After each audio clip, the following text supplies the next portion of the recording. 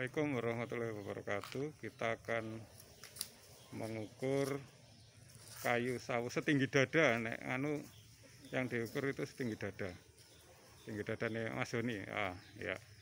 Nah, itu hitung kelilingnya berapa?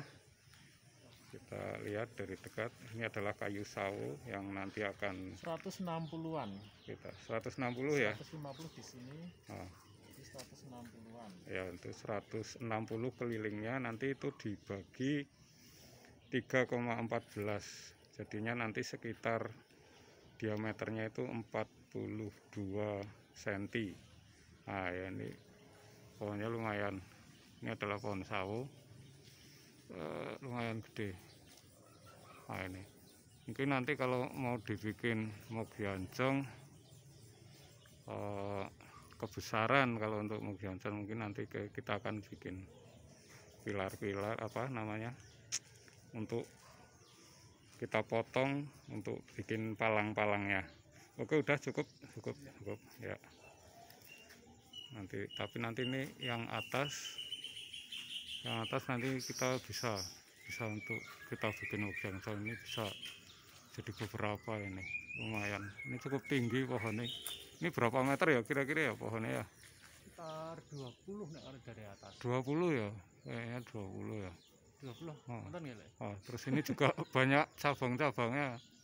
Nanti ini kita bisa bikin untuk kaki-kakinya, ini banyak ini. Kaki tanpa sambungan. Ini untuk nanti kita dapat. Nanti rencana akan kita tebang nanti beberapa minggu lagi ya.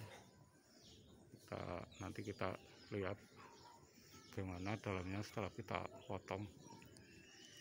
Soalnya kadang kelihatannya gede, tapi kadang nanti di dalam itu ada yang terkena apa semacam urat. Nah ya, kita nggak tahu, tapi mudah-mudahan ini bagus, kelihatannya bagus ya. Ini juga yang satunya, ini cukup tinggi tapi banyak cabang ya, sampai di atas itu banyak cabang. Ini juga kayu sawo yang sudah kita beli, nanti akan kita tebang sekitar 2 minggu lagi lah, sekitar tanggal 15 sampai 17 nanti akan kita potong.